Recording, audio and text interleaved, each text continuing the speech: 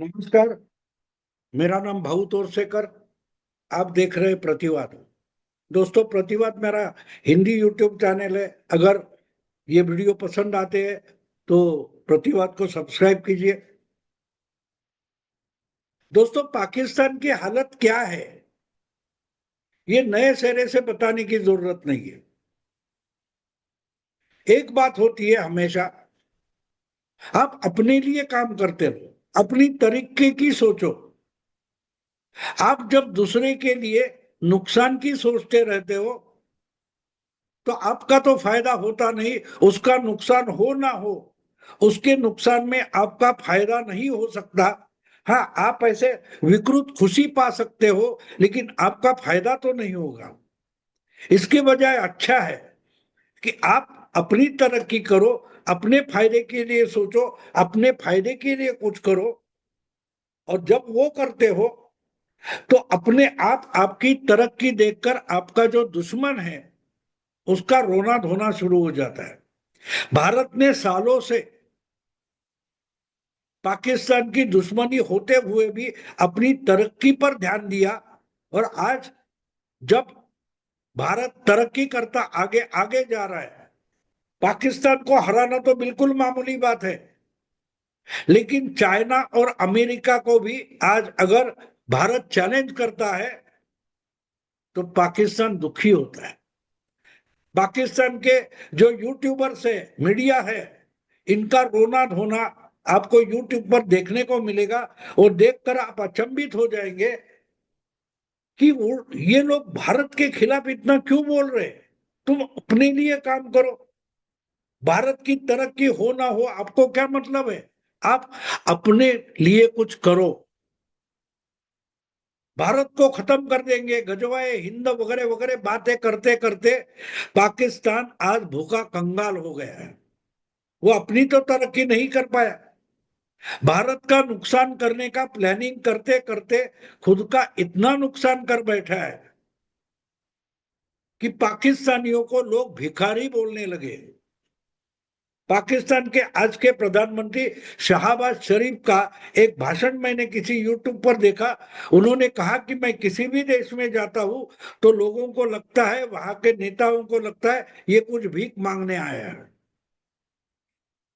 ये पहचान है।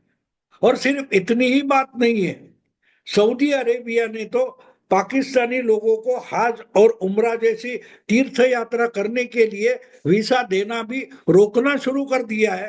कि पाकिस्तान के बहुत सारे लोग हज करने के लिए, उम्रा करने के लिए, तीर्थ यात्रा करने के लिए सऊदी अरेबिया जाते हैं और वहां भीख मांगने का धंधा करते हैं।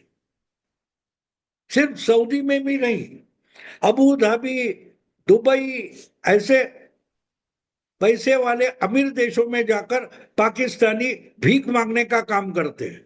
सऊदी की जेल में तो सबसे ज्यादा भीख मांगने वाले आरोपी कौन है? तो पाकिस्तानी है। अगर आम जनता भीख मांग रही है तो विदेश में जाकर भी प्रधानमंत्री भीख मांग रहा है और नागरिक भी भीख मांग रहे हैं। लेकिन भिखारियों का रुबाब देखो। अपनी कदमों पर खड़ा होकर, अपने पैरों पे खड़ा होकर भारत तरक्की कर रहा है तो उस पर जलने वाला पाकिस्तान हमेशा पाकिस्तान भारत के लिए शापवाणी उच्चारता रहता है, लेकिन नुकसान कुछ भी नहीं हुआ। और आज इतनी बुरी हालत है, इतनी बुरी हालत है कि मुस्लिम देशों का जो संगठन है, ऑर्गेनाइजेशन ऑफ इस्लामिक कॉन्फ्रेंस ऐसा कुछ है, तो वो भी Islamic countries, organisation of Islamic countries, वो भी पाकिस्तान के साथ खड़ा होने के लिए राजी नहीं है। बीच में जो अचानक इसराइल और ईरान का जंग छेड़ा गया, बड़ा युद्ध हुआ, उसमें ईरान का बहुत सारा नुकसान हो गया। इसराइल ने सीधे सीधे ईरान पर हमला कर दिया और बाद में अमेरिका ने भी ईरान पर हमला कर दिया। तो उस वक्त पड़ोसी और मुस्लिम देश होकर भी पाकिस्तान ने ईरान का साथ नहीं दिया। इस, इसलिए सारे के सारे मुस्लिम देश भी गुस्से में हैं। पाकिस्तान बोलने के लिए मुस्लिम देश है, लेकिन इतना भिखारी देश है कि जो कोई भीख डालेगा उसके लिए ये इस्लाम से भी गद्दारी करने के लिए राजी है। ये पाकिस्तान की आज की इमेज बन गई है। अब देखिए, जब ईरान पर इजराइल हमला कर रहा था और बाद में अमेरिका ने भी बम बरसाए ईरान पर, उस वक्त पाकिस्तान का सिपह सालार फील्ड मार्शल आसिफ मुनीर क्या कर रहा था? ये तो अमेरिका में जाकर अमेरिका के अध्यक्ष डोनाल्ड ट्रंप के व्हाइट हाउस में लंच कर रहा था। इसको व्हाइट हाउस में लंच के टेबल पर बिठाकर ट्रंप ने ईरान पर हमला कर दिया, और इसलिए ईरान भी गुस्से में है। ईरान गुस्से में इसलिए कि ईरान मानता है कि ईरान पर हमला करने के लिए पाकिस्तान के हवाई अड्डे का इस्तेमाल अमेरिका ने किया। ईरान पर जहां अमेरिकन हवाई जहाजों ने हमला किया, उसकी उड़ान पाकिस्तान के हवाई अड्डे से भरी गई थी, ऐसा ईरान का मानना है। और इसी कारण से बहुत सारे मुस्लिम देशों के जो मीटिंग हुई, उसमें सारे के सारे लोग पाकिस्तान के खिलाफ नाराज थे। पाकिस्तान मुस्लिम देशों का नेता मानता है खुद को, लेकिन जब बातें करनी है तो बड़ी बड़ी करता है, लेकिन जब सवाल आता है मदद करने का, हाथ मिलाने का, तब पाकिस्तान कुछ भी नहीं करता। ये अब आहिस्ते आहिस्ते पाकिस्तान सब मुस्लिम देशों का अनुभव बनते गया है, और उसमें मुनीर फंस गया। क्योंकि भारत ने जिस ढंग से पाकिस्तान का नुकसान किया है, ऑपरेशन सिंदूर के बाद पाकिस्तान दिवालिया हो गया है, खेती नहीं बची। आज भी पाकिस्तान ऐसा देश है जिसको सबसे बड़ा बिजनेस या धंधा क्या है, उद्योग क्या है, इंडस्ट्री क्या है, तो खेती है। और अगर सिंधु का पानी तोड़ा गया तो खेती तो बर्बाद हो गई है, महंगाई बढ़ी है, पानी नहीं है, और हर तरीके से पाकिस्तान बर्बाद हो गया है। तो कहीं से तो भीख मांगकर अपनी 25 करोड़ आवाम को जिंदा रखना पाकिस्तान के नेताओं के लिए जरूरी हो गया है, और इसीलिए अमेरिका जाकर भीख मांगना जरूरी था। तो तुमने बुलाया और हम चले आए, इस गाने के तरीके से मुनीर दौड़ते दौड़ते ट्रंप के पास चला गया। ट्रंप ने बोला आ जाओ, सोचते क्या करना है, और ट्रंप ने इनको बिठा के रखा। और पाकिस्तान का सिपह सालार अमेरिका में बैठा है, और यहां अमेरिका ने ईरान पर हमला कर दिया। और उसके पहले एक खबर फैली थी कि अमेरिका ने पाकिस्तान के पास से लोन के बदले में हवाई अड्डे मांगे, और इसलिए ईरान मानता है कि पाकिस्तान ने जो हवाई अड्डे अमेरिका को दे दिए थे, उसी हवाई अड्डों का इस्तेमाल करके अमेरिका ने ईरान पर बम बरसाए। अब खुन्नस में आकर अमेरिका के जो नजदीकी हवाई अड्डे हैं, उसमें कतार के कुछ हवाई अड्डे हैं, उस पर ईरान ने हमला कर दिया। लेकिन बात साफ है, बेचारा मुनीर आज फील्ड मार्शल तो हो गया, लेकिन दुनिया में भी नहीं, दुनिया में ही नहीं बल्कि पूरे पाकिस्तान में आज सबसे बदनाम कौन हो गया है? तो पाकिस्तान का फील्ड मार्शल सिपह सालार आसिफ मुनीर पूरा बदनाम हो गया है। अब मुस्लिम देशों की 57 मुस्लिम देश है, उनकी बात तो छोड़ दो, खुद पाकिस्तान की आम जनता, पाकिस्तान के बहुत सारे पत्रकार भी मानने लगे कि मुनीर ने इस्लाम से गद्दारी की है, ईरान से गद्दारी की है। ईरान के खिलाफ अमेरिका का साथ देते हुए एक तरीके से फील्ड मार्शल आसिफ मुनीर ने इजराइल का साथ दिया है, क्योंकि बात साफ थी, इजराइल ने ईरान के खिलाफ सीधी सीधी लड़ाई शुरू कर दी।